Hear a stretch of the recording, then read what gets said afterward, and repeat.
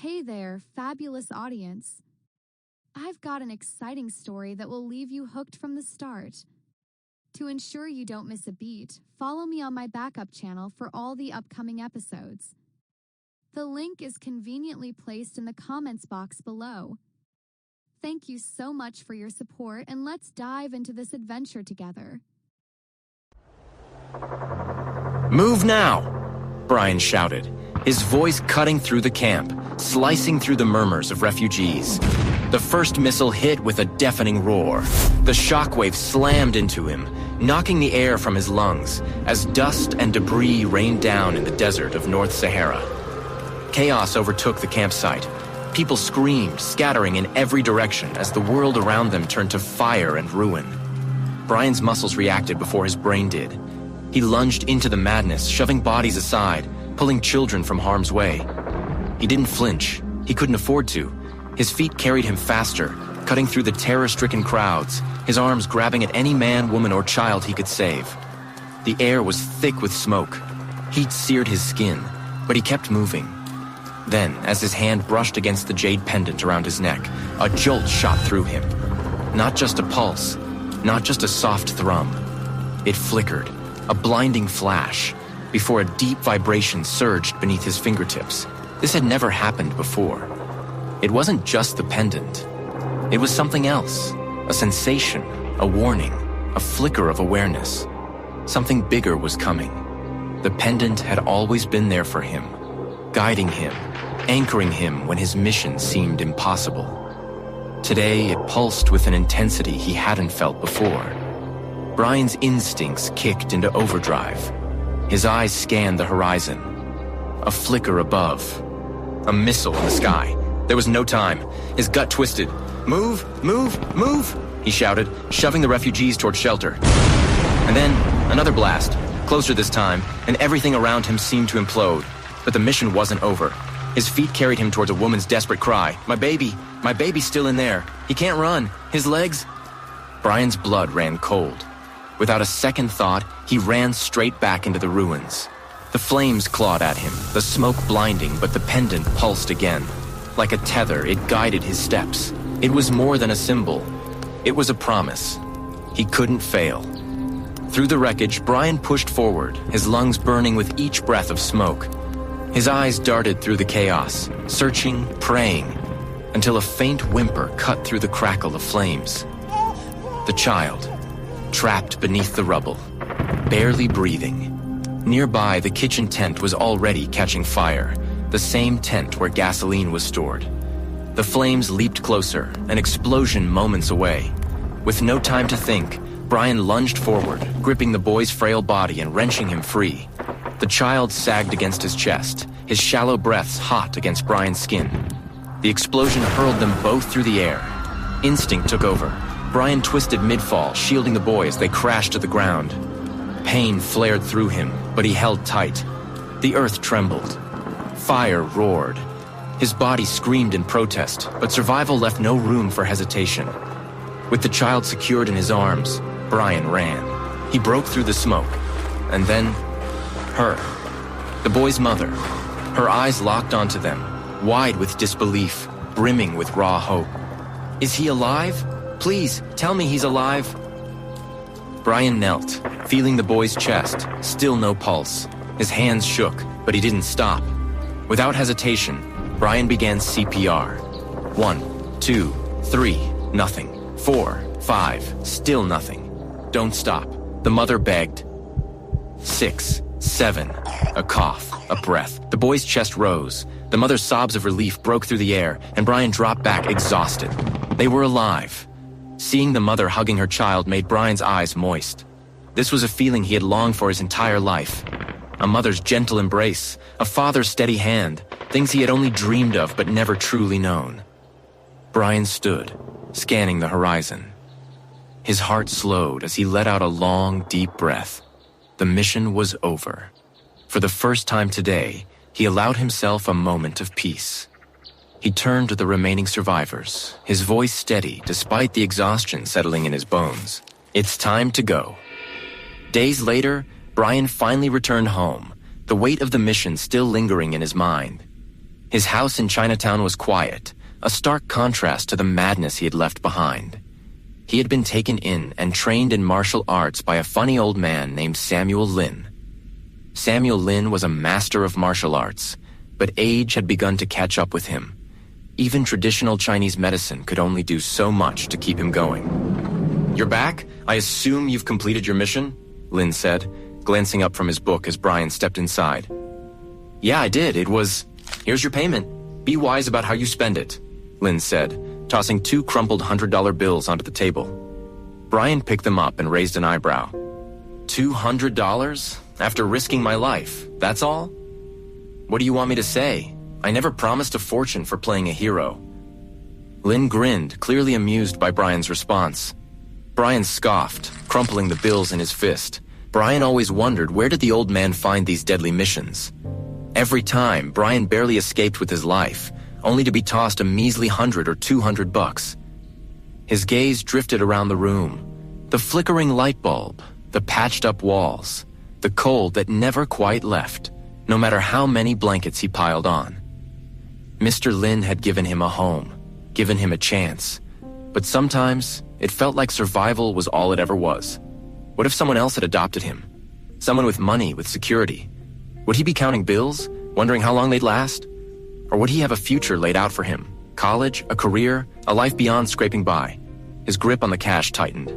It was a useless thought. This was reality. "This old man," he muttered under his breath, not realizing he'd spoken aloud. "I heard that," Lin said, smirking. "For someone who complains so much, you're not great at keeping it to yourself." Brian couldn't help but smirk. Brian let out a short laugh. "Hard to stay quiet when you make it this easy." "Ha, tell me something I don't know." Lin stretched, cracking his neck. "Now quit stalling, put a pot of rice on and clean the fish. I talk better on a full stomach." Brian rolled his eyes but went to the kitchen. As he measured the rice, his thoughts drifted back to the jade pendant hanging around his neck. "Mr. Lin, something strange happened on the mission," Brian said, not turning around as he worked. "Right before the camp was attacked, my jade pendant started glowing." Lin paused for a moment, then exhaled slowly, as though confirming something to himself. "So, it's starting..." Brian furrowed his brow. "Starting? What's starting?" Lin smirked, but didn't answer directly. "Some things are better learned through experience. All I'll say is, this is a good sign." That's not an answer," Brian muttered. "You'll understand in time." Lin replied cryptically. Brian continued preparing the meal, his frustration bubbling just under the surface. "I work hard, get paid peanuts, and come home to cook for the old man, and he won't even give me a straight answer." "I can still hear you, kid," Lin called from the table, clearly amused. "Use that energy to cook faster." Later, as they ate together on the mats, Brian finally asked, "So, what was it you wanted to talk about?" Lin smiled, clearly enjoying the suspense. "I'm just curious." Lin chuckled. "All right, you've trained long enough. It's time for the big mission," Lin said, lounging cross-legged on the bed, lazily snacking on dry nuts without even opening his eyes. "Take this, and you'll never have to worry about food or money again." "Really?" Brian asked, skeptical. Lin had raised him since he was 3, teaching him martial arts, medicine, and everything about the outside world, all in preparation for this so-called big mission. But was the reward truly enough to secure his future? Lin popped another nut into his mouth. "When have I ever lied to you? Are you in or not?" Brian hesitated for only a second. A single job that could change his life. He'd be a fool to turn it down. "I'm in," he said, his resolve firm. No more struggling, no more scraping by.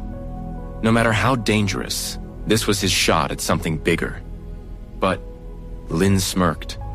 "There are 2 catches. First, you can't back out once you start. No quitting, no turning back. Second, you'll have to move to Aspen Hills." Brian nearly choked on his food.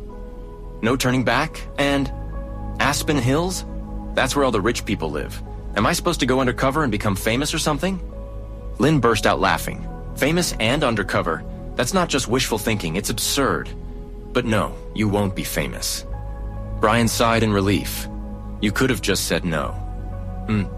Right," Lin said, still chuckling. Then his tone shifted to something more serious. The mission is classified. You'll meet with Mr. Robert Hart at Hart Towers tomorrow morning. He'll give you the details. Brian's eyes widened. Robert Hart?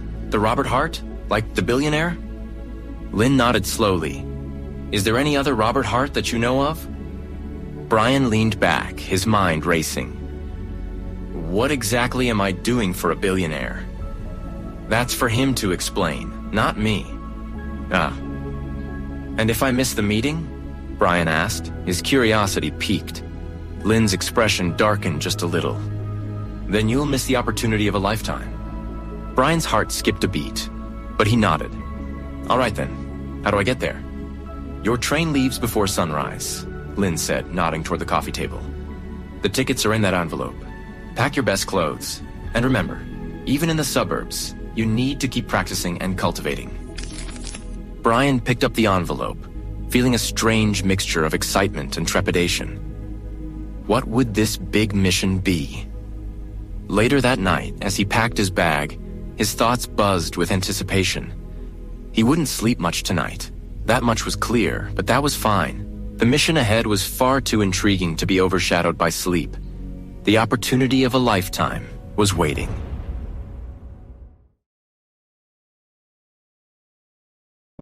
The sun had yet to rise when Brian boarded the train, unaware of the adventure that awaited him.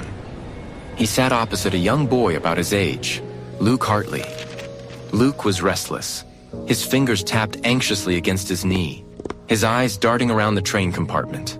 Brian, on the other hand, was used to traveling alone. He could tell that Luke needed someone to talk to. First time going to Aspen Hills? No, I actually study there, at Maple Grove Academy. Just not used to traveling alone, Luke replied. And you? Oh, well, it's hard to say. Even I'm unsure of what awaits me at Aspen Hills, Brian said with a smirk. Interesting. You seem to be...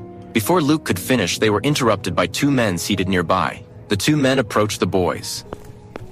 One of them was holding a winning scratch card with a prize of $1,000. They told the boys how they had both gone to purchase a scratch card at a convenience store, but it was the last one left. Since neither wanted to miss out, they split the cost and agreed to share any winnings.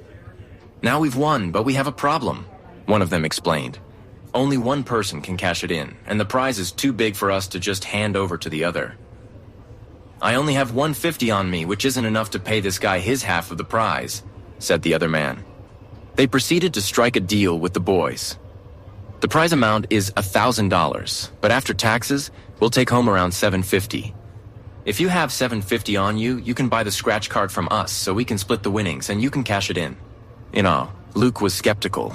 Brian, however, seemed like he wanted to help. I might not have the full amount. I only have $600 on me. $600? One of the men muttered. Well, we really need this settled, so let's say the difference of $150 can be your cut for helping us out. Luke didn't like this one bit. He slyly kicked Brian's foot under the table to warn him that this was a scam. Brian ignored the nudges and went ahead with the exchange. He counted his money and handed it over, receiving the scratch card in return. The two men, satisfied, split the cash, stuffed it into their bags, and returned to their seats a few rows down. Luke shook his head in disappointment and whispered, "Are you nuts? Do you even know if that ticket is real? Why would you give them all your money?" Brian smirked. "Oh, you think the scratch card is fake?" He crumpled it in his hand and tossed it aside. Luke was speechless. Before he could say anything, Brian excused himself to use the washroom, chuckling to himself as he walked away. Luke sat there, baffled, wondering how someone his age could throw away all his money and still be so calm about it. As he was returning, Brian suddenly tripped and fell. The two men from earlier, seated nearby, quickly moved to help him up. "Thank you." "No worries, boy. Least we can do," one of them muttered. Brian returned to his seat, smiling at Luke. Luke was still in disbelief. "Are you rich or just foolish?" "I am no fool, and I am certainly not rich," Brian replied, unzipping his fanny pack. "Look." Luke leaned in, eyes widening as Brian revealed not only did he have his money back, but also the rest of the scammer's money. "But how did you..." Brian grinned. "A magician never reveals his secrets." "Ah, Luke exhaled in disbelief. You sure are an interesting one. No doubt about that. Luke smirked. I wish you were in my school. There are these two beautiful girls. Creme de la creme of our class. Half the boys at my school don't have the courage to approach them, and the other half make complete fools of themselves. Brian raised an eyebrow. Is that so? Yeah, but I'm sure if you went to my school, you'd steal one if not both their hearts. Luke laughed. To him, Brian was the coolest kid his age that he had ever met. As the train pulled into the station, Luke and Brian deboarded. Will I ever see you again? It'd be a shame if I didn't. Brian shrugged. Maybe, if the universe allows it, I guess. Luke grinned, shaking his head. You really are something, Brian. I hope your adventure turns out to be as fun as you are. They exchanged a final nod before Luke headed off to grab a cab. Brian hailed one too, and made his way to Hart Towers. When he arrived, Brian was absolutely stunned. The towering skyscrapers and sleek modern architecture stood before him, like something out of a sci-fi comic book. The luxury and grandeur were almost unreal, and for a brief moment, Brian wondered if he'd somehow stepped into a different world altogether. Unsure of how to get to Mr. Hart's office, he approached two security guards standing by the entrance. Excuse me, which way is Mr. Hart's office? The main security guard raised an eyebrow, sizing Brian up. Mr. Hart? You mean the Robert Hart?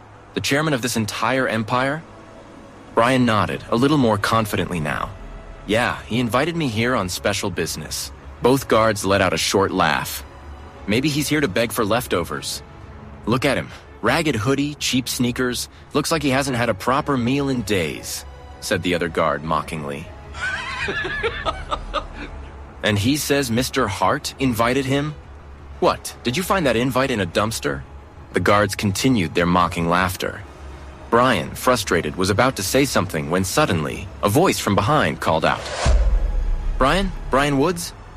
The guards turned, surprised. It was Albert Bennett, the Hart family butler. Albert was almost family to the Harts, in Robert's absence. He'd often even leave Albert in charge of his decision-making. Let him in, you goons. Mr. Hart invited him personally. The guards stepped aside, looking at each other, still puzzled. What could a billionaire want with this kid? Albert smiled apologetically as he approached Brian. I'm terribly sorry about that, Brian. I was just about to head out to pick you up. No need to apologize. I made it here just fine, Brian replied with a half grin, still processing everything. That you did. Let me take your bags. Mr. Hart's office is just this way. As they walked down the corridor, Brian couldn't help but feel his heart race. This was it. He was about to meet someone who could change his life forever. When they arrived at Mr. Hart's office, Brian was almost starstruck. The office itself looked more like a boardroom from a high-budget movie. The luxury, sleek lines, the massive windows showing a breathtaking view of the city. It all seemed unreal. Meeting Mr. Hart's for the first time, Brian instinctively bowed as soon as he saw him, remembering what Mr. Lin had taught. Mr. Hart seemed a little caught off guard. As he moved forward, he said, "That's a nice pendant." Brian felt a little weird as he was not expecting those to be his first words. Mr. Hart then gently raised Brian from his bow with a polite smile. "We don't really do that here," he said, offering Brian a handshake instead. Brian took the handshake, a little embarrassed, but still focused. "So, what kind of work do you usually do, Brian?" Mr. Hart asked, clearly sizing him up for the first time. Brian hesitated before explaining. He described the odd jobs Mr. Lin would give him, like making slippers out of straw that sold for $2, and occasionally the missions Mr. Lin would send him on. In a moment of honesty, Brian blurted out, "It doesn't pay much." Mr. Hart smiled warmly, leaning back in his chair. "Well, don't worry about that anymore. Your monthly salary will be $30,000, and we'll cover your school fees as well. You'll be living in my daughter's villa, and any money you spend on her will be reimbursed." Brian's eyes widened. "Wait, school fees? Daughter? Did Mr. Lin not tell you what your mission was?" Mr. Hart interrupted, raising an eyebrow. "No, he said you would tell me." Mr. Hart chuckled, shaking his head. "Ah, that funny old man. You're going to be my daughter's secret bodyguard." keeping her out of harm's way at any cost. Brian blinked, still processing. Oh, you'll live in her guest room and attend the same school as her, Mr. Hart continued. But no one can know you're there to protect her. You'll just be her study buddy. Got it? Got it, Brian said, his excitement bubbling up despite his confusion. I don't know how to thank you for this opportunity, sir. Mr. Hart's smile grew a little more serious. Brian couldn't shake the feeling. Was the mission really this simple? By keeping my daughter safe, I'm afraid she's in a lot of danger. He stood up, signaling the end of the conversation. Albert will take you to her school and introduce you. Good luck, Brian. I hope what Mr. Lin says about you is true. As Mr. Hart rushed off to a conference room, Albert guided Brian out toward the car. As they drove, Albert leaned in slightly. Miss Stella isn't exactly easy to get along with. She can be difficult, especially with new people. But Brian was too overjoyed to take the warning seriously. I'm sure I can handle it. How hard can it be? His jade pendant tucked beneath his shirt emitted a faint glow, but Brian didn't notice. He was too wrapped up in the idea of his new adventure. He never had the chance at a formal education before. The mere thought of attending school was very exciting for Brian. He was given a chance to attend the same school as a billionaire's daughter. Brian was blinded by joy, full of hope and confidence. He had no idea what he had signed up for.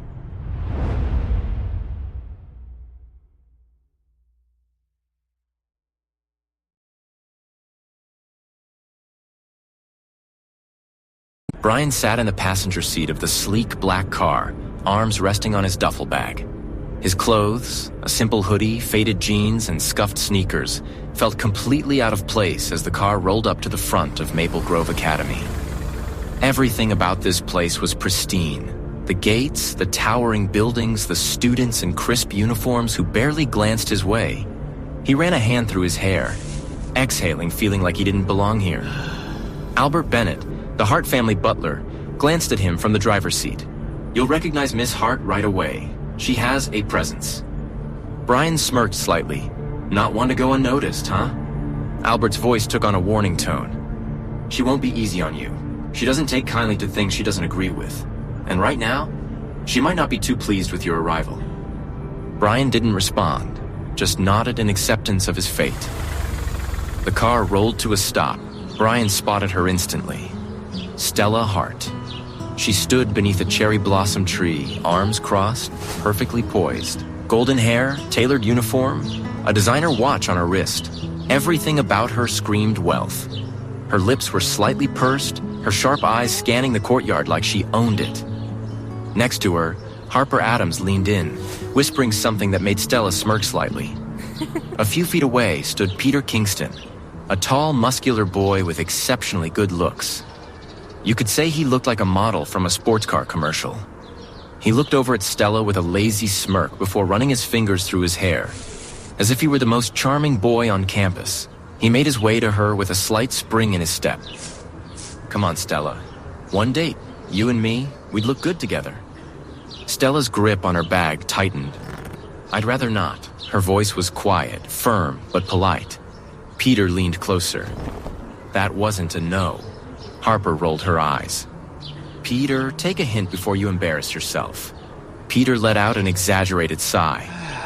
One day, Stella, you're gonna say yes. He scoffed, about to try again, but before he could get another word out, Harper nudged Stella. Oh, look who finally showed up. Stella followed her gaze straight to Brian. Her expression froze. Then, her lips curled into something unreadable. You've got to be kidding me. Brian stepped out, a duffel bag slung over one shoulder. His wrinkled hoodie and scuffed sneakers set him apart, a stark contrast to the polished students of Maple Grove. He wasn't self-conscious, but he was aware. Stella, on the other hand, took one glance at him and immediately lost interest. This is the bodyguard my father sent? She muttered. Harper covered her mouth, amused. Stell, be nice. Stella let out a sharp, humorless laugh. I thought my father had standards. Brian raised an eyebrow but said nothing. Stella turned fully to Albert, ignoring Brian altogether. Tell me this is a joke. Albert remained neutral.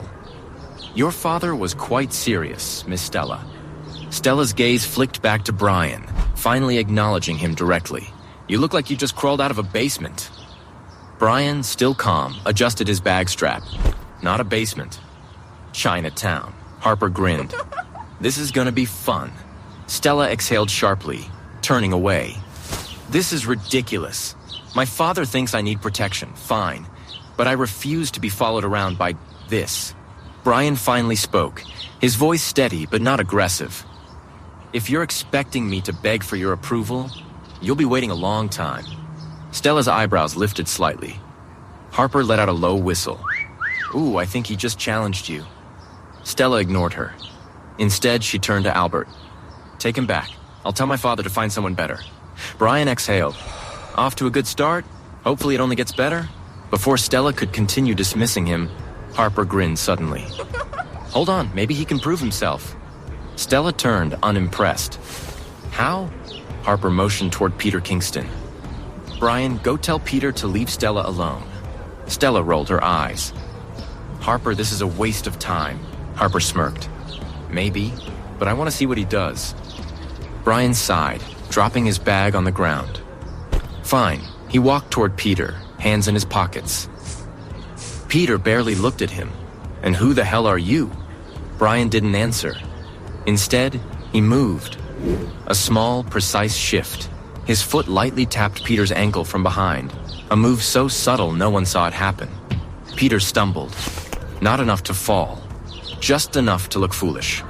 Peter stiffened, his hands clenched into fists. Brian's expression remained calm. My mistake. You see, I seem to lose control of my legs when I see a good-for-nothing brat harassing a pretty girl. Peter glared, but as he walked away, Harper grinned. Okay, that was smooth. Stella, arms still folded, studied Brian with mild interest now. That was unnecessary, she muttered. Brian glanced at her. She still wasn't convinced. Maybe, but at least now he won't bother you. Stella looked at him for a second longer. Then, without another word, she turned and walked toward the car. I think she's warming up to you. Brian sighed, grabbing his bag. Doubt it. Before he walked around the back of the car, returning to the passenger seat as Harper jumped in the back with Stella. Arriving at the villa, Stella stepped out of the car and closed the door. She walked proud towards the entrance. The ceiling stretched high, adorned with chandeliers, and the air smelled of expensive perfume and polished wood. Stella suddenly stopped at the bottom of the staircase, turning to face him. And where do you think you're going? Brian adjusted his bag strap. Your father said I'd be staying here to protect you. Were you not aware of that? Stella didn't respond immediately. Instead, she tilted her head, locking eyes with Albert, who was heading toward the door. Mr. Hart's orders, dear, Albert called, already stepping back in the car. I'll be back at 8 with dinner. The car pulled away. Escape was no longer an option. Stella exhaled slowly, dramatically. Come on, Stella, Harper teased. He doesn't seem so bad. Then you keep him. Stella shot back. You live right across the street. Let him stay with you. Harper bit back a laugh. I would, but he's here to protect you, not me. Stella's eyes narrowed. Whatever, but just so we're clear, you're the one losing out here, Harper, because now you can no longer lay around on my couch naked. Harper let out an awkward cough. Stella, then stop acting like this is a good thing. Harper smirked. Oh, but it is. Stella rolled her eyes and walked into the house. Brian sighed, muttering under his breath. God help me. Stella led Brian down a hallway before stopping in front of a door. Here, the guest room.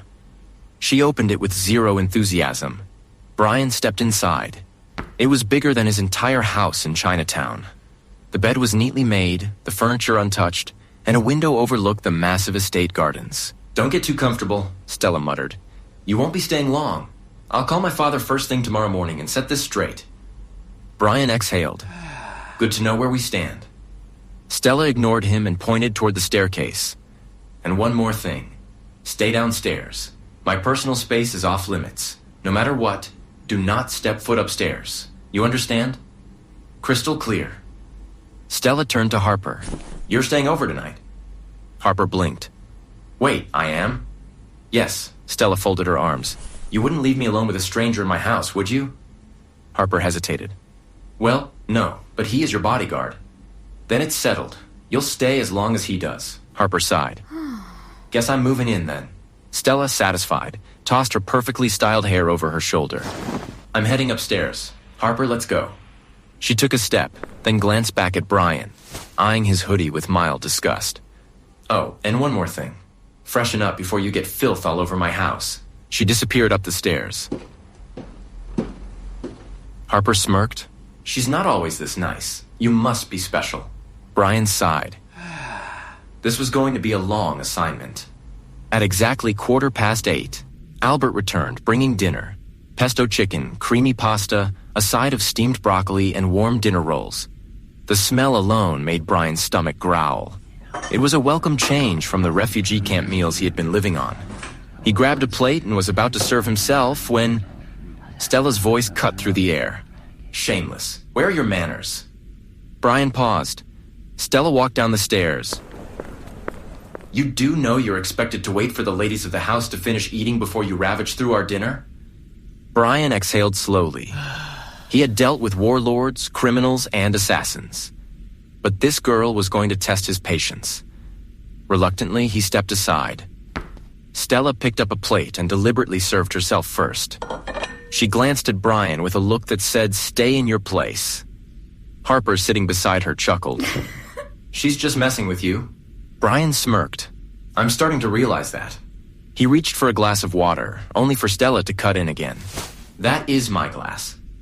Brian gave her a flat look. And here I thought I was supposed to protect you, not starve. Harper, laughing, grabbed a glass and handed it to Brian. Here, and don't poke the bear too hard. She might ask Phantom to bite you. Brian raised an eyebrow. Phantom? Stella whistled. From the staircase, a massive Rottweiler trotted down elegantly, sitting beside her with trained precision. Its dark eyes locked onto Brian. Stella patted the dog's head, smirking slightly. Brian met the dog's gaze, unfazed. He had faced wild wolves before. A house pet didn't scare him one bit. Good to know who the real boss of the house is. After dinner, Harper stretched. All right, I'll head back to my villa for a bit. Grab some fresh clothes for tomorrow. Stella frowned. What? You said you'd stay. Harper chuckled. Yeah, but I live across the street. I'll be back in the morning. Stella narrowed her eyes. You spend most of your time here anyway. What's one more night? Harper sighed. Fine, but I'm still grabbing my clothes. Brian leaned against the doorway, watching them bicker. Harper turned to him. We still don't know your name. Brian. Brian.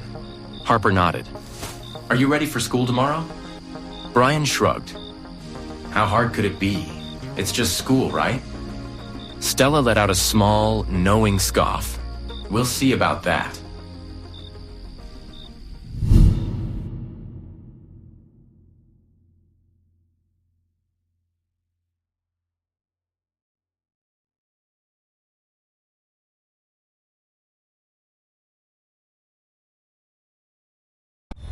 Harper walked across the street to her villa, still amused by the day's events. Tossing her bag onto the bed, she headed straight for the shower. Back at the Hart Villa, Stella sat on her bed, restless. The presence of a certain house guest left her uneasy. She tapped her fingers impatiently before grabbing her phone and dialing. Hello, stranger? Very funny, Harper. What's taking you so long? I missed my house. Stop playing coy and come back immediately. Immediately? I can't. I don't have any clothes on. I'm in the shower. But I'll be back soon. Why don't you try to get to know Brian in the meantime? Harper, Stella frowned at her screen. Frustrated. A few minutes later, Harper walked in. A sheet mask on her face and a bag of fresh clothes in hand. Miss me? Stella, tense with angst, dragged Harper into the kitchen and hastily poured water into a glass. She placed it on the kitchen slab, her hands shaking with frustration, before grabbing it again and chugging it down to soothe her parched mouth. She was just about to launch into her rant when Harper's gaze flicked to the sink. Stella, isn't that your glass? Kept right next to mine? Stella froze mid-sip.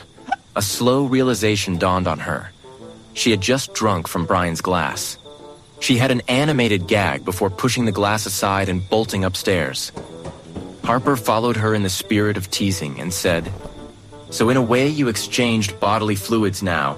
He drank from it, then you drank from it. Indirectly, you guys kissed. Come on, Harper, that's pushing it. A kiss is a kiss, and you kissed Brian. You're..." Without hesitation, Stella grabbed Harper's face and gave her a smooch. "There, now you kissed him too." Harper blinked before bursting into laughter.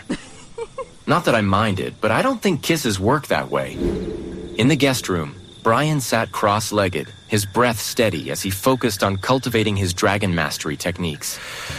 A glimmer from the jade pendant in the mirror triggered a memory. One he hadn't thought about in years. The night that changed everything. It was the Mid-Autumn Festival, and the full moon hung high over Starlight Peak. Brian, only 8 years old at the time, followed Samuel Lin up the rocky trail. "Show me what you've learned. Let's spar. Now? Here?" Before another word could escape, Samuel attacked Brian. The sparring was intense. Too intense. "Wait, Mr. Lin, why are you..." Samuel's legs swept forward with precision. Brian had no time to think, only to fall. Darkness. His body ached as he opened his eyes, every muscle sore from the ordeal. He cursed Samuel under his breath, but before his frustration could settle, a mystic glow shattered his thoughts. Before him, an enormous cave entrance stood carved into the mountainside, its surface etched with crimson patterns that pulsed under the moonlight. A colossal stone, once blocking the entrance, now rumbled aside as if moved by an unseen force. Above the archway, ancient symbols twisted and reformed until they became words he could understand. The Dragon Cave of Mystics. A force, silent yet undeniable, beckoned him inside. Brian stepped forward, feeling the thick enchantment in the air. The cave's interior was vast, its walls lined with shimmering veins of gold and silver. At the center of the grand hall stood an altar, bathed in an eerie glow. Resting atop it was a wooden box, its surface aged yet unyielding to time. As he approached, the cave trembled slightly. Ancient scripture along the walls flickered to life, revealing a prophecy carved in fire-lit letters. "On the night of a full moon, the Chosen One will come. Only to him shall the cave reveal itself." "Am I the Chosen One?" Brian asked himself in disbelief. He made his way to the wooden box waiting for him at the altar and lifted the lid. Inside, resting on ancient silk and a jade pendant. Dragon mastery techniques. It said. It was said to be a martial art so powerful, only legends could wield it. Brian turned around and read the rest of the inscription by the gateway. "Make sure to leave before sunrise, or remain trapped for 5 years." Brian's chest tightened. He ran for the exit. The first light of dawn began to break over the peaks. With a final burst of speed, he lunged through just in time. Lying on the damp grass, gasping for air, he looked up to see a familiar face. Samuel Lin stood over him, arms crossed. "You cut it pretty close. You knocked me off a cliff. And yet, here you are, alive, no broken bones. Quite the adventure, wouldn't you say? I could have died. Could have, but you didn't." Brian pulled out the wooden box. "You knew the cave was there, didn't you? Maybe I did, maybe I didn't." Brian clenched his jaw. "Are you ever going to give me a straight answer? Where's the fun in that?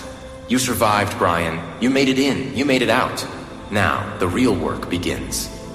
Brian looked down at the box. The dragon mastery techniques. And something told him this was only the beginning. Brian's mind drifted back to the present. He was done with his meditation and his daily practice. It was time he got some sleep. It was going to be his first day at school soon, and he hadn't gotten much rest. He tossed and turned for a while before he sprung off his bed, unable to fall asleep. Stepping into the living room, he wondered, maybe he could watch some TV. He had never watched something on a screen that big before.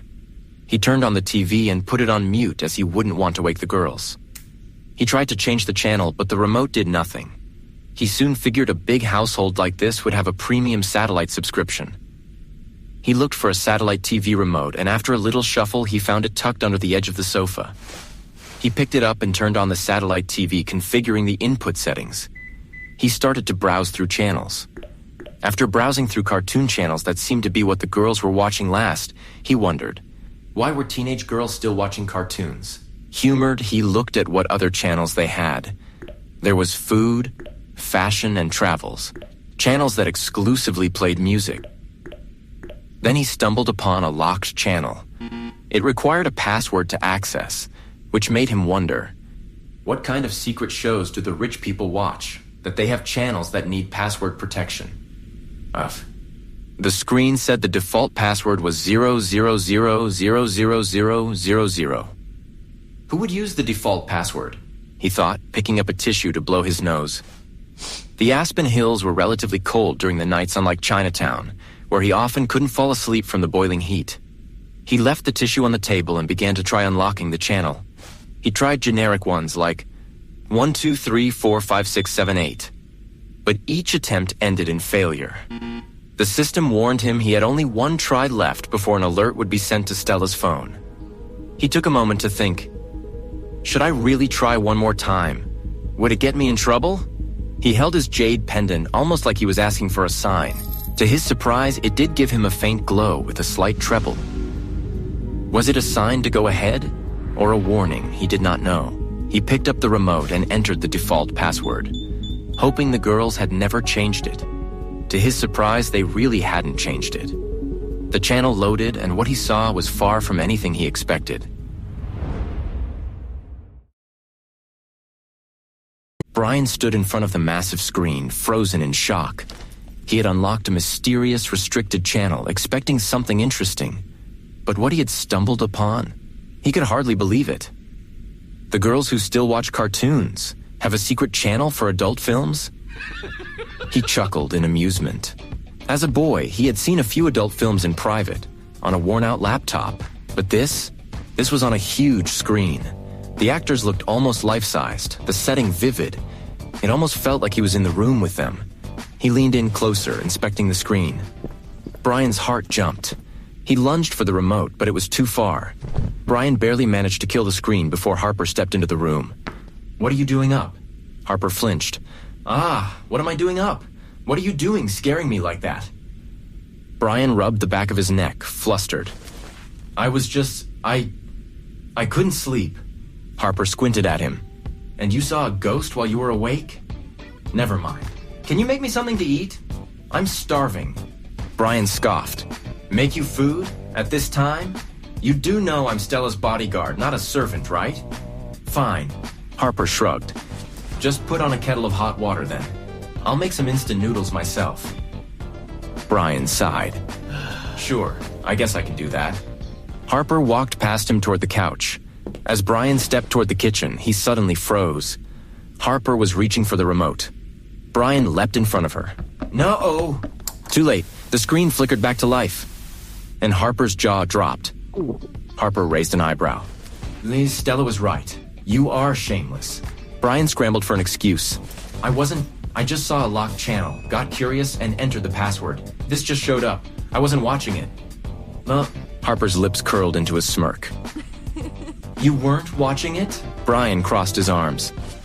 No, and why do you girls have this channel anyway? Harper shrugged. It came with the premium subscription. We locked it to avoid accidental discoveries. Brian narrowed his eyes. Oh, really? Yep, and you better go take that kettle off the heat. Why? Because I don't want instant noodles anymore. I want a real meal, and you're gonna make it. Brian exhaled sharply. Why would I do that? Harper grinned. Because I just caught you in a nasty act. If I mention this to Mr. Hart, who thinks of me like a daughter. Brian stiffened. He'll fire you. That's not fair, I didn't. Harper's eyes flicked to the tissue on the table. The tissue says otherwise. Brian glanced at the tissue. He knew how this looked. He sighed.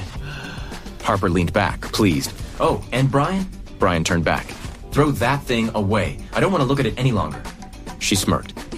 And don't forget to wash your nasty hands. Brian sighed. He knew even though Harper was a lot easier to talk to than Stella was, she seemed like more. Harper leaned back in her chair, watching Brian retreat into the kitchen.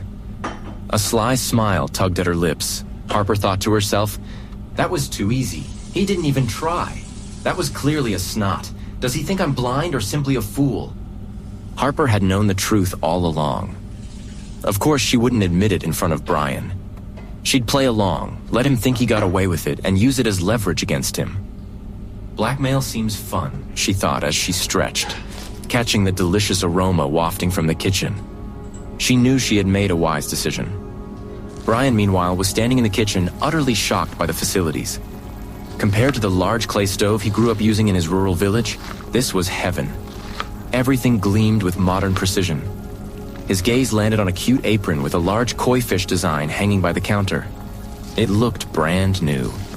These two girls are so pampered they probably haven't used it once. He shrugged, put it on, and scanned the pantry for ingredients. The fridge held a modest selection. Tomatoes, spinach, celery, and some eggs, all neatly arranged. Albert had probably stocked them just in case Stella needed them, but knowing her, she hadn't touched them. Brian smirked. He found some flour and rice.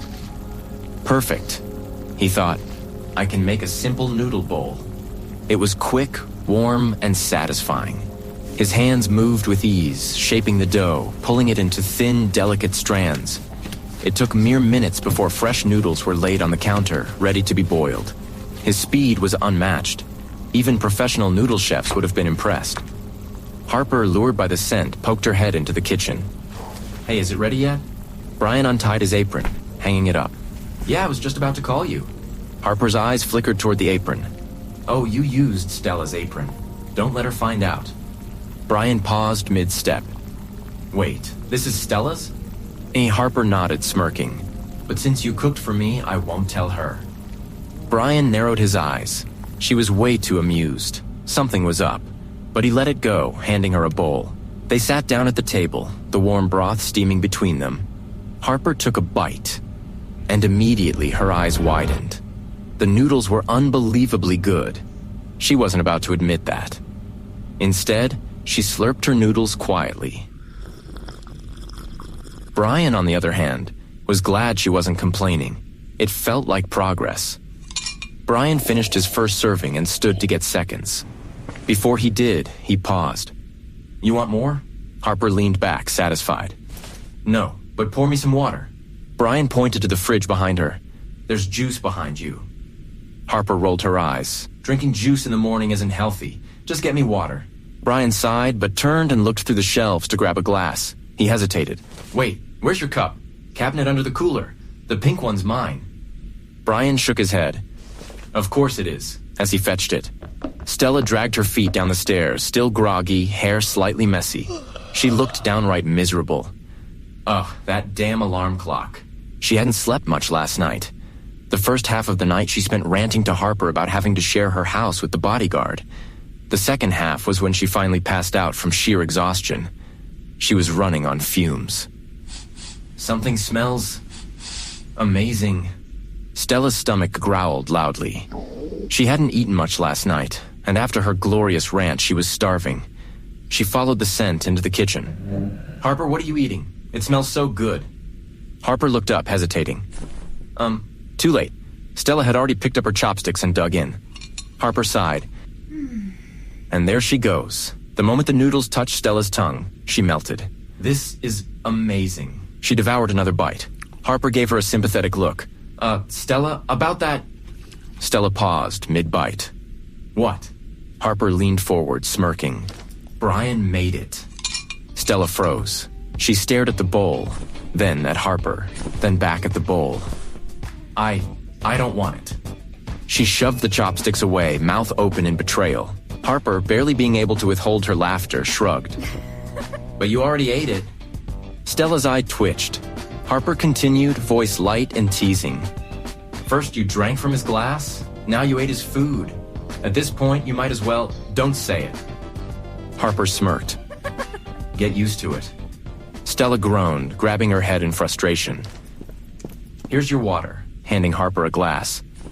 Then he paused. His eyes landed on Stella, now sitting in his chair, eating his food.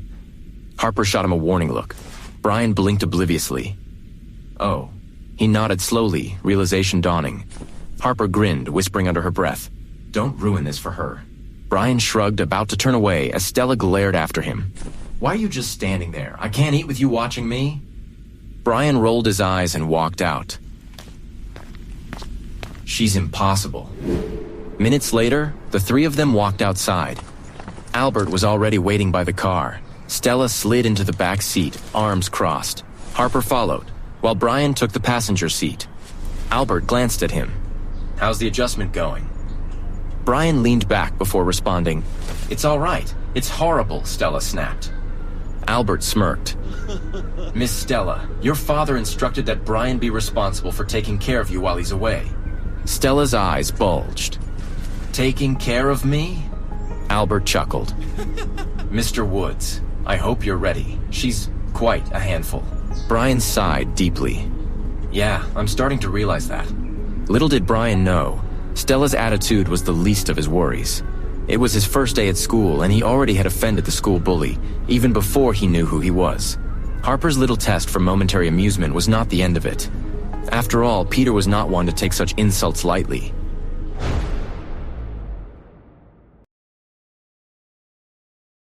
A sleek black car pulled up in front of Maple Grove Academy. Inside, Brian adjusted the strap of his bag, taking in the sight of his new school. Albert glanced at him before announcing pleasantly, "We're here." Brian reached for the door handle when a sharp voice cut through the moment. "Wait!" Brian blinked in confusion as Stella, with crossed arms, scowled at him. "Let Harper and I go in first, then you can get out." Brian raised an eyebrow and tilted his head slightly. "Why?" Stella rolled her eyes, exasperated. "Because if people see us together, they might think we're friends or something." Brian exhaled sharply and shook his head. "Okay, fine. Go ahead, Your Majesty." Stella huffed and flipped her hair as she and Harper exited the car, striding confidently toward the school gates. Albert chuckled softly as he looked at Brian. "The young lady can be quite headstrong. Don't take offense, Mr. Woods." Brian smirked and leaned back slightly. "Oh, trust me. I'm not offended." His expression hardened slightly as he watched Stella disappear into the school. After a beat, he spoke again, this time more seriously. "But let's be real. Stella doesn't seem to need me. So why am I here, Mr. Albert?" Albert's grip tightened slightly on the wheel. He sighed and spoke with careful words. "I don't fully understand Mr. Hart's intentions either. But he told me one thing before leaving." A pause lingered between them before Albert continued with a softer voice. "Look after Miss Stella. She's missed out on a lot of affection growing up." Brian scoffed, shaking his head with a bitter chuckle. "Great. So now I'm a bodyguard and an emotional support pet." Albert smiled knowingly, his voice laced with amusement. "Something like that." Brian rolled his eyes, pushed the car door open, and stepped out. Brian watched the car disappear, then adjusting his backpack strap as he exhaled. "All right, let's see how this goes." Brian walked through the bustling hallways, taking in the energy of the school. Students rushed to classes, some were laughing while others were buried in their phones. He made his way toward the academic office, his first stop before heading to class. Brian checked his watch. It was only 7:45 a.m. The school day officially started at 8 a.m., so perhaps he had arrived a little too early. Leaning against the academic office door, he waited as a soft, hushed noise drifted through the door. Brian frowned slightly, a low, breathy sound, barely above a whisper. His senses sharpened immediately. Ever since his training, his hearing had become exceptionally sensitive, and right now, it sounded like someone was inside. A quiet moan echoed faintly. Brian smirked, piecing together what was happening. Before he could decide whether to knock again, the door suddenly creaked open. A woman in her 30s, hair slightly messy, peeked out, her eyes widening in shock when she saw him. What are you doing here?" Brian bit back a chuckle and spoke smoothly. "I'm here to see Mr. Turner, the academic director." The woman forced a smile, attempting to regain composure. Yes, he's inside. You can go in now." Brian nodded and walked past her into the room. At the desk sat Michael Turner, the academic director, a middle-aged man with thinning hair. He immediately stiffened when he saw Brian. Brian watched with mild amusement as the man straightened his tie and cleared his throat awkwardly. Michael's voice in forced formality asked, What brings you here? Brian pulled out his student file and handed it over. Brian Woods, I'm a new transfer student. Here to check in. Michael took the file, flipped through the pages quickly before nodding. Yes, I was expecting you. He stamped the necessary paperwork before he stood up. Let me take you to your class. Brian followed as they exited the office, walking side by side down the hall. After a moment of silence, Michael hesitated before asking, "You'd been here a while, huh?" Brian glanced at him, then smirked. "Don't worry, Mr. Turner. I didn't see or hear anything." Michael immediately stiffened in embarrassment, eyes darting toward Brian. The silence lingered between them. Eventually, Michael let out an awkward chuckle. "Well, Brian, if you ever run into any trouble at Maple Grove Academy, don't hesitate to reach out to me. I'll give you my phone number." Brian hid a knowing smile. "Thanks, Mr. Turner. I'll keep that in mind." It was unlikely for Brian to go running to the academic director with troubles at school. However, having him owe Brian a favor could prove to be handy someday. Brian stepped into the classroom beside Michael, eyes scanning the faces of his new classmates. The teacher, a gruff-looking man, glanced up from his desk. "You must be Brian Woods." Brian nodded. "That's me." Michael turned toward the class. "This is Brian, our new transfer student. Please help him get adjusted." Peter and his boys exchanged looks. This was the same boy they were trying to track down for embarrassing Peter in the schoolyard the previous day. The teacher barely looked at Brian before gesturing to the back. "Find a seat." Brian moved toward the back row, catching Stella out of the corner of his eye. She didn't even acknowledge him. Harper, on the other hand, grinned at him with way too much interest. He walked further, passing a row of desks, but Nathan, a fellow classmate and a good friend of Peter, stuck his foot out to trip him. He was hoping for justice and proving his loyalties to Peter. Without missing a beat, Brian stepped down hard, pinning the offending foot beneath his own. A muffled yelp escaped the student as he winced in pain. Brian looked down at him with a mocking, innocent tone. "Oops, my bad." The teacher barely glanced up. "Nathan, do you have a problem?" Nathan gritted his teeth and forced a smile. "No, sir." Brian smirked and continued towards his seat. He had not only embarrassed Peter, but had managed to piss off Nathan as well. He took a seat in the back of the classroom, anticipating trouble. From the front of the class, Harper discreetly passed a small paper ball onto his desk. Brian opened it and read the neat, playful handwriting. "The guy you kicked yesterday is in our class. They're planning something. Good luck, Tilda." Brian smirked, crumpling the note, and he had a feeling the day was going to be eventful. Peter and his entourage stopped in front of Brian's desk. A smug smirk spread across Peter's face. "Break time, new kid. Come with us, if you dare." Brian leaned back in his chair, unimpressed. "Where are we going?" "The boys' washroom," Nathan screeched, his foot still throbbing from earlier. Brian held in his laughter with a sly smirk on his face.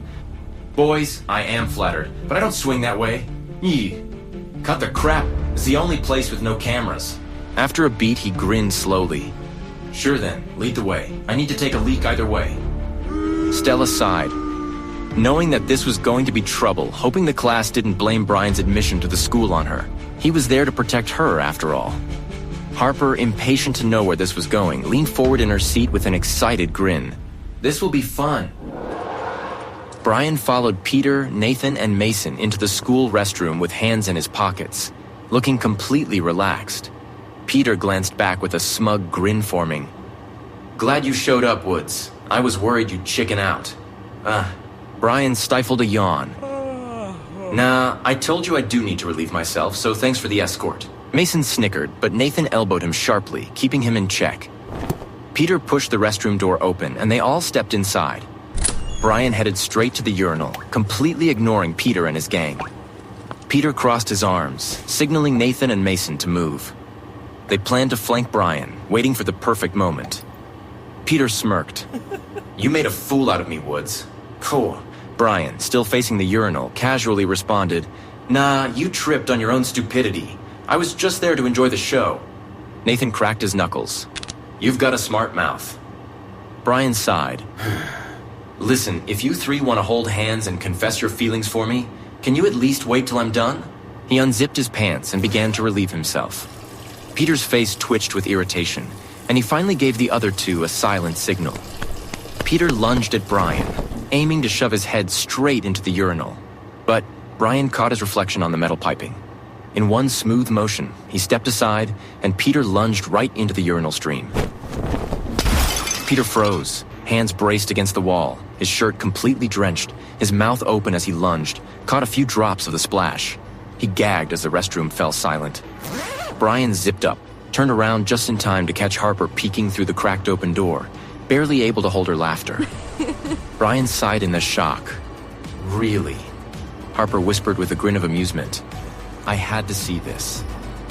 Standing behind her, Stella yanked her back aggressively. What is wrong with you? Harper wiped a tear, gasped for air. Oh my God, that was hilarious. Inside the washroom, Peter slowly turned, his face twisted in rage, and dripping from his shirt was the golden shower of his humiliation. Brian tilted his head. Dude, did you just... gesturing at Peter's soaked state. Might want to rinse off properly before heading back to class. Nathan and Mason stepped back slightly, trying not to laugh. Peter was now red with anger, his fists clenching. You... Brian cut him off, shaking his head. Oh, no. This isn't my fault. You attacked me while I was answering nature's call. That was just bad timing, man. He said, drying his hands with deliberate ease before pushing open the door and stepping out. On the other side of the door, Stella dragged Harper away in embarrassment. Peter was no longer just ticked off by Brian. He was downright furious. Not only had he been humiliated multiple times, but now Stella and Harper had seen him soaked in filth. This ruined any chance he had with Stella. Brian hadn't just picked a fight with the school bullies, he started a war with them.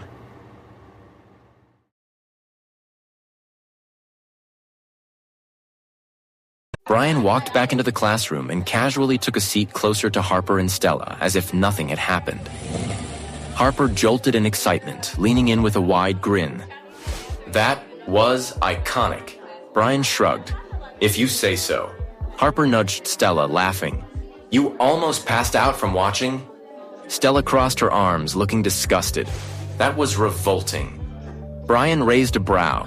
And yet, you were watching. Harper giggled. Oh, she couldn't take her eyes off. Ain't that right, Stella? Stella glared at both of them. You're both idiots. Harper winked. She means we're charming. Before Stella could protest, the door swung open and a familiar face slid into the seat next to Brian. Luke Hartley, with a wide grin on his face, rested his chin on his hand. Dude, you're in my school? Brian raised a brow. You again. Luke gestured vaguely. Word travels fast here. I heard about the thing with Peter, so I needed to meet the legend. Imagine my surprise when I found out it's you. Brian sighed. Oh God, that's already making the rounds? Who would have thought I'd be famous on my first day here? Luke chuckled, leaning in closer. Well, it sure is good to see you, man. I'm glad to have you here. Brian had a sense of comfort. At least he had one friend at Maple Grove.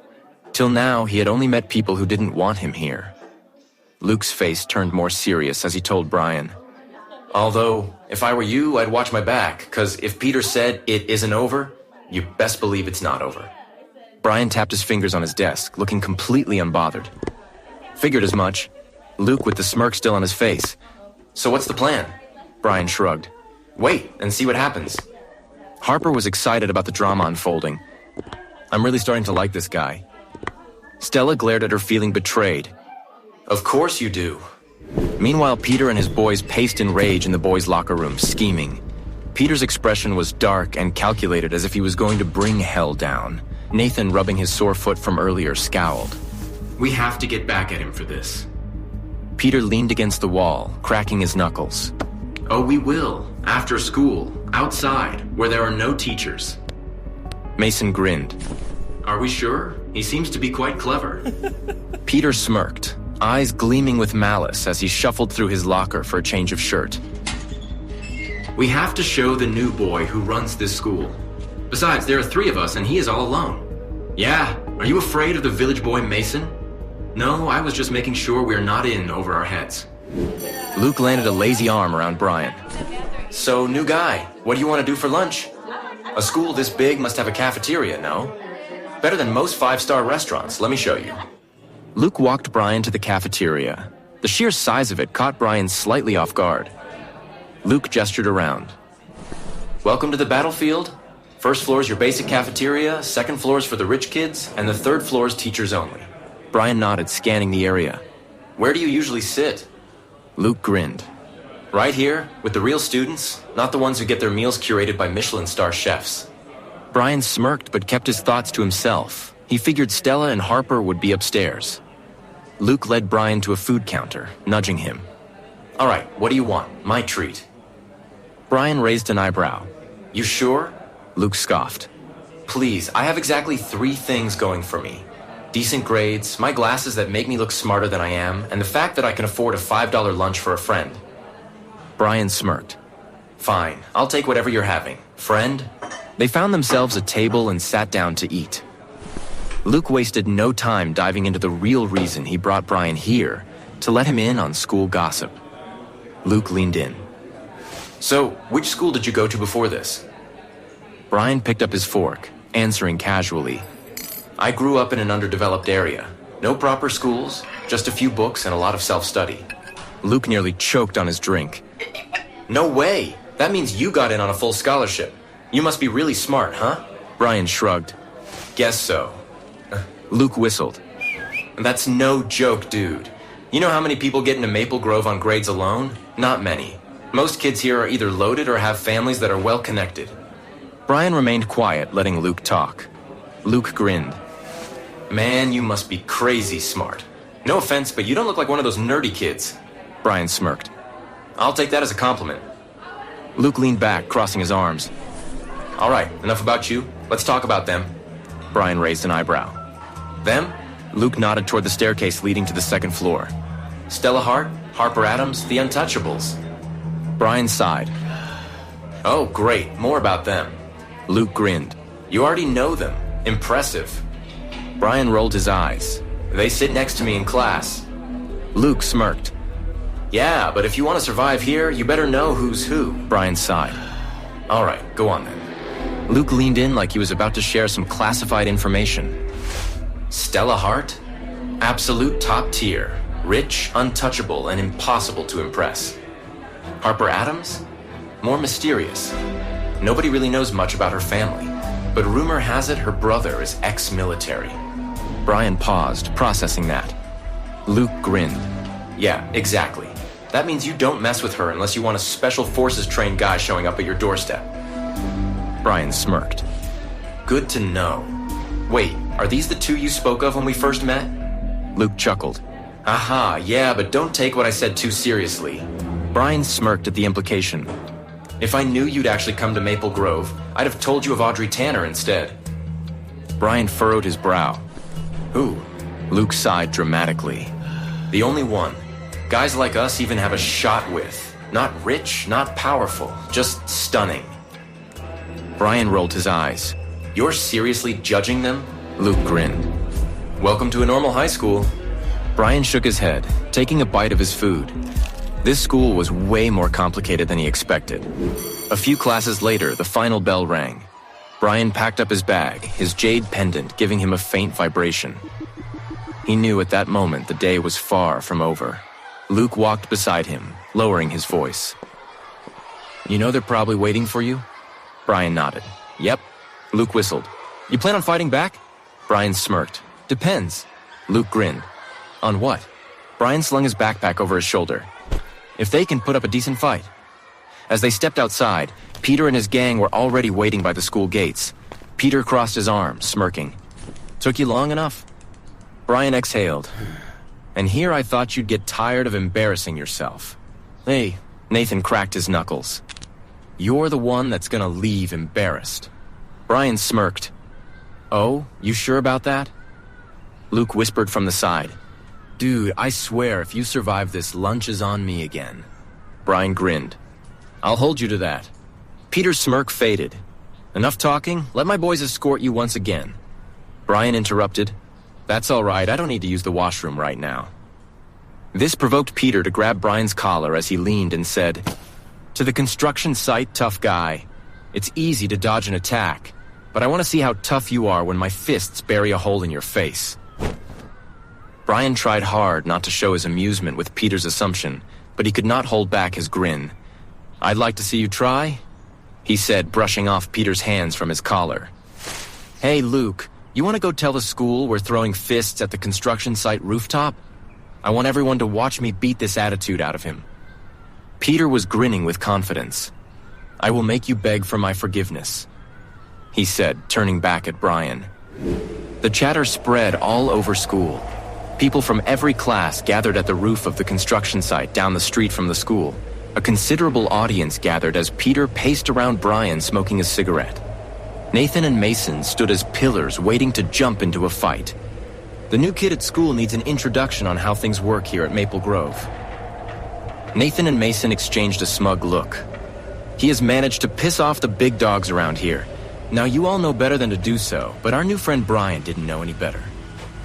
Petter stubbed his cigarette on the floor and curled his right hand into a fist, which he clenched with his left palm. "So we're here to give Brian a chance to repent for his transgressions against the kings of Maple Grove." Nathan and Mason let out a wolf-like howl. Brian was unfazed. He rolled his eyes at the dramatics the boys were putting up. "I'm flattered, Peter. You called everyone here to announce me overthrowing your kingdom? Now that is a rare quality for a king." The crowd's laughter felt like a storm of insults. Peter could no longer stay patient. "You bastard," he exhaled, lunging forward, swinging the first punch.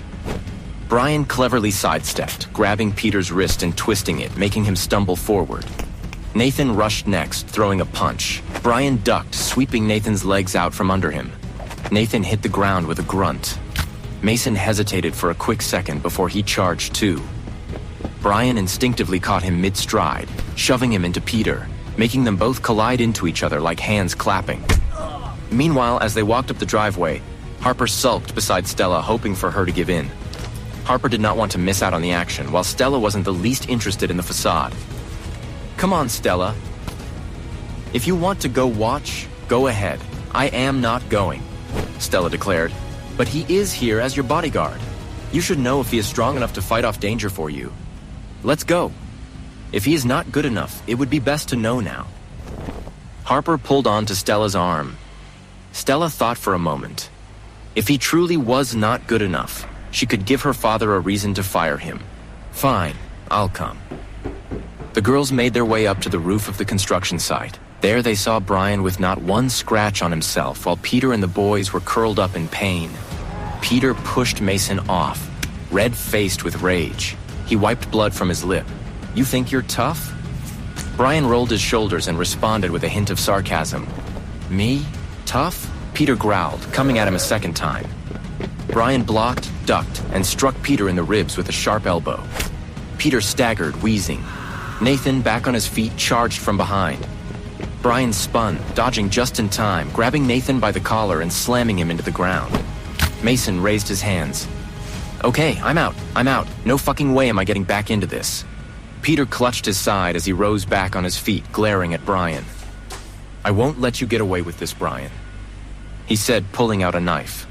"I hope you have a last wish, because you are not leaving here alive." The crowd's blood ran cold. This fight was no longer in the spirit of fun.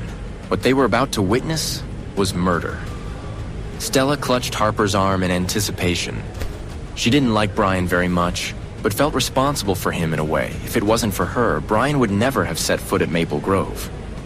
Luke jumped in, trying to be the voice of reason. "A knife in a fist fight is a little unfair, no? Let's not go too far and end this right here." Luke had never stood up to Peter before this. His legs were shaking, waiting for Peter to respond. If Peter was to lean in, Luke might have just crapped his pants. The crowd grew silent as Peter pushed Luke out of his way and proceeded towards Brian. There was hushed chatter about how rich Peter's family was and how he could probably get away with it. Some argued there were too many witnesses, though. Would Peter really risk going to jail just for revenge?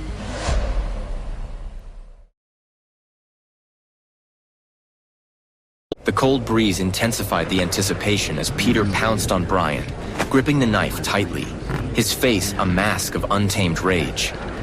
Mason's voice wavered in terror. "Peter, you don't have to do this."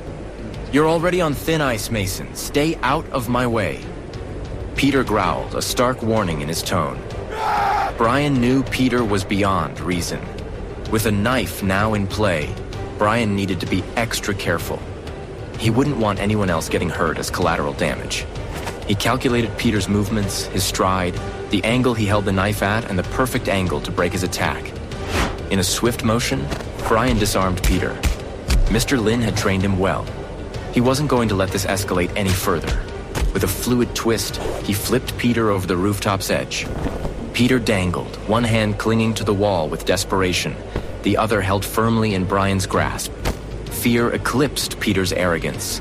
His reputation, his vendetta, it all vanished. Staying alive was now his only concern. His voice cracked. You have to pull me back up. Please? I promise I'll leave you alone. This fight ends here. Will it? Kings don't give up their thrones so easily, do they? You village bastard. You wouldn't. Brian let Peter's arm slip just the slightest bit before grabbing back to reinstill his fear. But I'll pull you back on one condition. Peter tightened his grip as he glanced down to see how far down he could fall, and in an instant he frantically responded, Just get me up. First, you will have to apologize to me and every kid you've ever bullied. Fine, I am sorry. No, I need names. Each apology, individually, spoken aloud. Now, Peter stammered. Yes, don't worry, I can hold on. Brian's smug grin widened as he effortlessly hoisted Peter back onto the roof. Just kidding. I know the list is way too long. Wouldn't want to keep us here all night. Harper observed Stella's reaction, a flicker of amusement crossing her face. She'd underestimated Brian's strength and skill. Harper coughed, startling Stella. Guess he's strong enough to be your bodyguard after all. Maybe even the savior of the school, ending Peter's reign. Shut up. Let's go home, Stella retorted, dismissing Brian's prowess. She tugged Harper away, but Brian caught a glimpse of them from the corner of his eye. He turned to Luke, suspicion in his voice. Were they watching the whole time? Stella and Harper? Yeah, they also said they're both in love with you and can't decide who loves you more. Not funny, dude. I could swear I saw them here. Adrenaline rush, maybe? Anyway, where do you live? Let's walk together. Luke draped an arm around Brian. Brian could not let Luke know that he lived in Stella's house, and that Albert was probably waiting in the car outside the school gate. He slyly suggested, Some other day, I have some work at the admissions office regarding my transfer. I can wait. I also have a little secret to share. Secret? What secret? Remember Audrey? She happens to live quite close to my house. I often have the pleasure to watch her walk by or ride her bike around the area. Oh, good God, Luke. You need to get a life. Besides, I don't even know this girl. I will, however, take you up on the free lunch for winning the fight. Done? I guess I'll just walk myself home. Yeah, don't get abducted by aliens.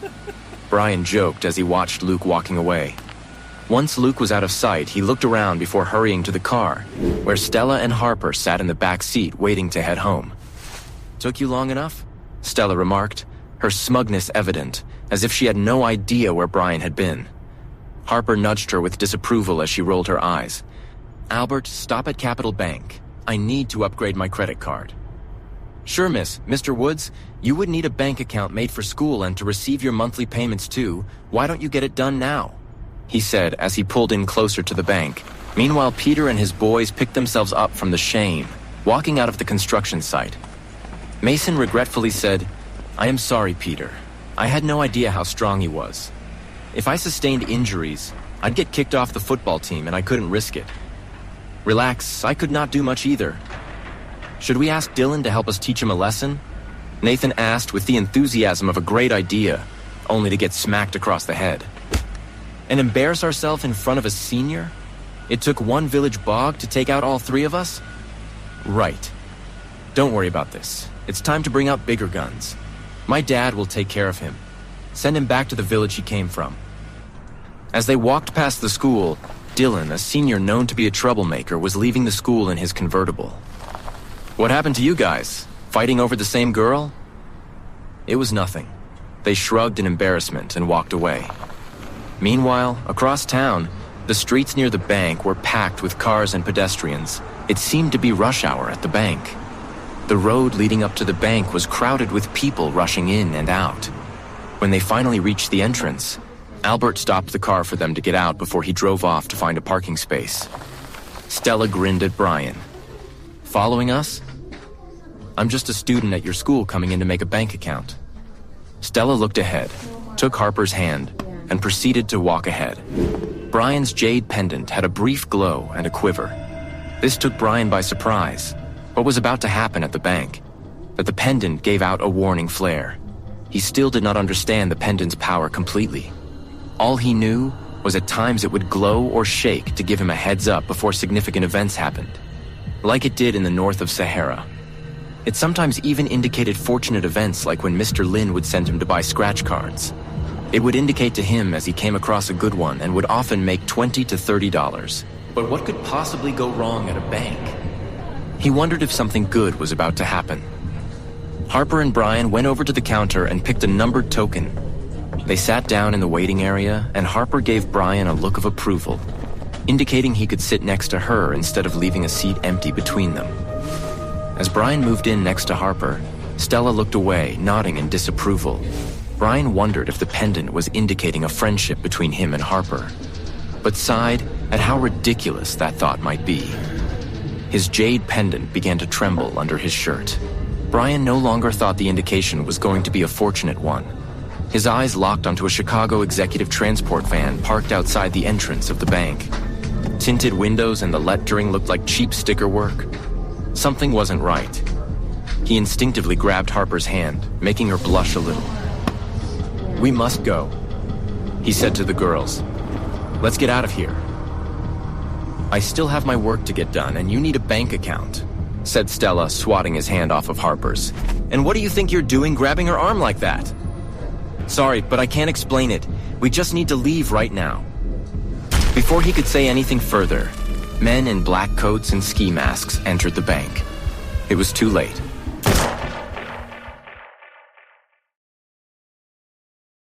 "Don't move or I'll shoot," the leader yelled, brandishing a dark pistol as he commanded the terrified crowd inside Capitol Bank. Brian sighed. If Stella and Harper had just listened to me, we'd already be out of here. Getting them out now might be impossible. But he didn't blame them. After all, they couldn't have known the danger was waiting at the door. Brian never considered himself heroic. He simply excelled at his work, which often happened to involve acts of heroism. When he accepted a mission, he could not leave unless he had completed it. Right now, his mission was to keep Stella safe and, by extension, protect Harper too. He knew that was a package deal. There was no saving just one. While he knew taking down the robbers one by one would be child's play for him, he'd have to fight the urge to tackle them and keep his eyes on his mark. Stella. Stella and Harper had never faced anything like this before. They trembled, unsure of what would happen next. Bruce, the gang leader, intimidated the crowd. Put your hands behind your head and lay flat on the floor. I will not hurt those who cooperate, but if you move or fail to do as I say, I will not think twice before I put a bullet through you. A hush fell over the bank. Children were muffled, adults held their breath, and everyone obeyed, lying flat against the cold tile. Faced with armed criminals, they had no choice. If they wanted to live, they had to comply. As Bruce kept the crowd in check, his accomplices stormed the bank counter. After smashing the bank windows with a hammer, they used guns to force the bank staff to put money into designated bags. Hurry up, what's taking so long? One of the robbers snapped at a middle-aged employee. If you keep stalling, I'll shoot you. Yes, the man fumbled. He wasn't very brave. Spooked by the men with the guns, his hands began to tremble. With a thud, a stack of bills fell to the ground, scattering. Damn it! You did that on purpose, didn't you? The robber's eyes burned with rage before he pulled the trigger. A shot rang out. The employee screamed, clutching his bleeding arm. Before now, all the gunfire had been blanks. Scare tactics. While they had some deterrent effect, they weren't as intense as this shot. This shot had been aimed to hurt. The reality hit like a freight train. A heavy silence settled over them, thick with dread. Some squeezed their eyes shut, praying this nightmare would end, while others stole frantic glances at the robbers, searching for any sign of mercy. But no one dared move. Bruce was very satisfied with the intimidating effect of the shot on the crowd and arrogantly looked over the entire bank. "Stella, I'm scared," Harper whispered, her grip tightening around Stella's arm. Usually the brave one, she now clung to her, trembling. Her face was pale, eyes wide as she darted glances at the gunman. Her breath hitched, and for the first time, Stella saw real fear in her. It's okay, Harper. I'm right here," Stella murmured, though she could barely steady her own voice. Brian calmly cut them off. "You both have nothing to worry about. I am trained to protect you in such situations." Brian was confident he could tackle the robbers and save the day, but his mission was to protect the girls. He could not sabotage that by playing the hero. Stella's lips twitched as she habitually wanted to blurt out another rude remark toward Brian. She held her words back as she watched his face, determined for action, calculating the robbers' moves. The robbers stuffed the last of the money into their bags. They were almost out when they heard the police sirens closing in on them. The people at the bank sighed in dismay. Ideally, the police arriving would be a good thing.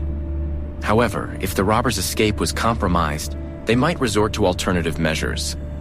The crowd grew concerned. The money the bank would lose didn't matter to them. They wanted to get out of there alive.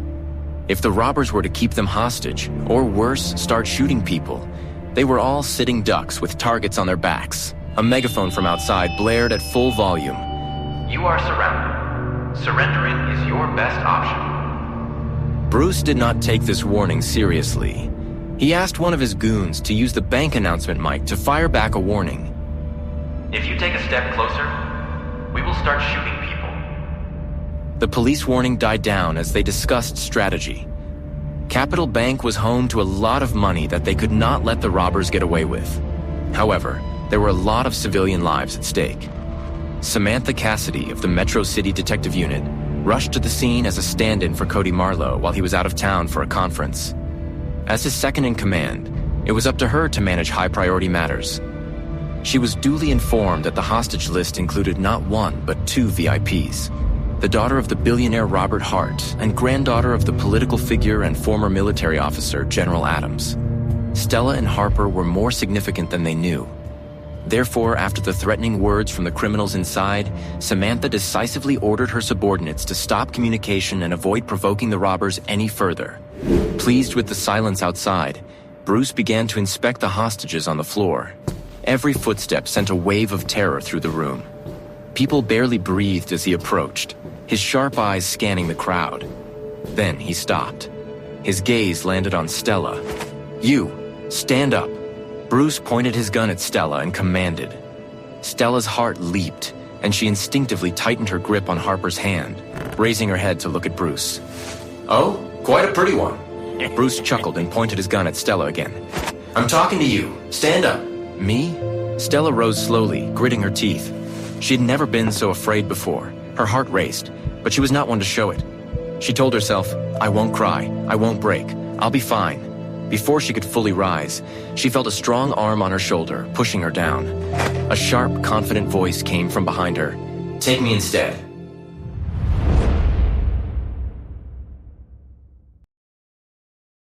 "Let me be your hostage instead," Brian said, standing up beside Stella.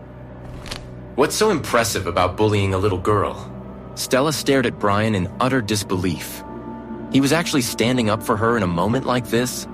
Wasn't he afraid of dying? Sure, she knew Brian had taken a lot of money from her father, but no amount of money was worth his life. No one is indifferent to their survival. In an instant, Stella realized Brian wasn't so unlikable after all. At the very least, he was a real man who stood up for her. Would Peter have done the same? She asked herself. Would he have stood up for me in a moment like this? Perhaps he'd be even more afraid than I am, keeping his head down. Why? Why was she comparing Brian to Peter? She shook off the thought. Now was not the time to dwell on irrelevant things. What the hell? Bruce didn't expect someone to butt in. Usually, people did everything they could to avoid becoming a hostage. But this guy? He was actually volunteering? Is he an idiot? And who the hell are you? Did I ask for you? Bruce frowned, glaring at Brian with hostility. If you don't want to die, Just stay out of the way. You just need a hostage, right? Does it really matter who it is? Brian shrugged. Don't worry, I'll cooperate. Damn it. Bruce was furious. This kid was ruining his plans. A surge of anger rose in his chest. Without hesitation, he raised his gun and pulled the trigger. With Brian's training, even at close range, Bruce would have missed. Ever since he started martial arts, Brian's reflexes had been extremely sharp. He could have dodged the bullet with just a slight turn of his body.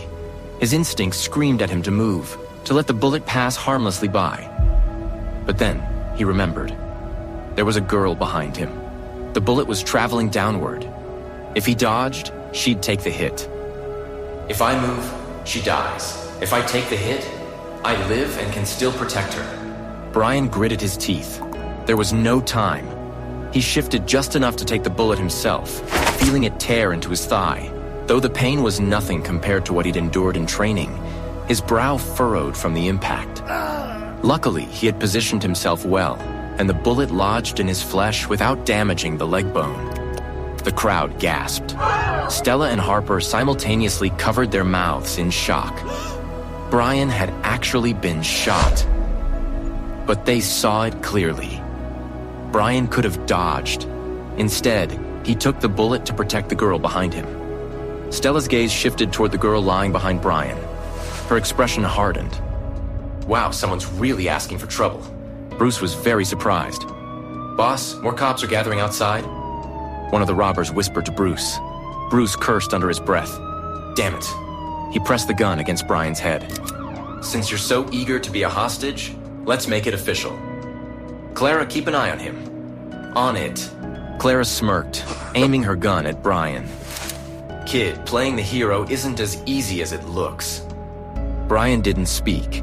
He simply calculated the odds of whether to take action here or wait a bit. Here, the gangsters were too scattered, which was not ideal for him to act. Secondly, there were too many people in the crowd. If any large-scale chaos occurred, it would hinder his ability to make his move. Girl, get up. Bruce focused on Stella, once again aiming his gun at her.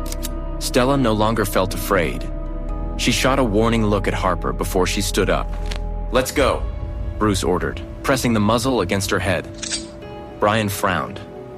Why was Bruce so fixated on Stella? Was it because she was pretty? Rich? One thing was certain, she was being deliberately targeted. Taking one hostage was enough to negotiate with the police. It didn't matter who, as long as they had leverage. Bruce's man grabbed the mic. We're taking hostages. All cops back up. 100 yards. If anyone follows our vehicle, the hostages die. Samantha, the lead detective, was not happy about these demands, but she had to think about the hostages inside. Left with no choice, she ordered, fall back. She had never liked surrounding the bank as a show of force. It only pressured criminals into acting out. She had suggested a different strategy, covertly tracking them post-escape. But her idea had been dismissed as too unconventional. Bruce felt a sense of victory as he stepped outside, dragging Stella along. Clara followed with her gun aimed at Brian while a third gunman opened the van door. Stella, Albert shouted, standing beside Samantha. His face turned pale at the sight of her in the criminal's hands.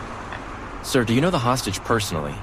Samantha asked, feeling a vague sense of unease in her heart. That's Robert Hart's daughter, Stella, Albert said, his voice filled with anxiety. What? Samantha's stomach dropped. How could the criminals have chosen Robert Hart's daughter as their hostage? Robert Hart was a powerful businessman. If something happened to his daughter, there'd be serious consequences. The more you fear something, the more likely it is to happen. Samantha quickly grabbed her walkie-talkie to report the current situation to Commissioner Ryder. Sir, among the hostages is Stella Hart, Robert Hart's daughter. The police commissioner stiffened. We need to handle this carefully. Absolutely no rash moves. But the snipers are in position. We have a 90% chance of neutralizing the target. Samantha argued. You said it yourself. 90%. What about the other 10%? What if Miss Hart gets hurt? Then neither of us walks away from this unscathed. Captain Benjamin snapped. Follow the criminal's demands for now. Then we plan. I understand, Samantha remarked in frustration. She would have taken the risk, but without support, she had no choice. Bruce and his crew climbed into the van with Stella and Brian before speeding away from the bank. Samantha clenched her fists, helpless as they escaped. Albert frantically tried to contact Robert Hart, but the call wouldn't go through. God help us when he finds out his daughter is in danger.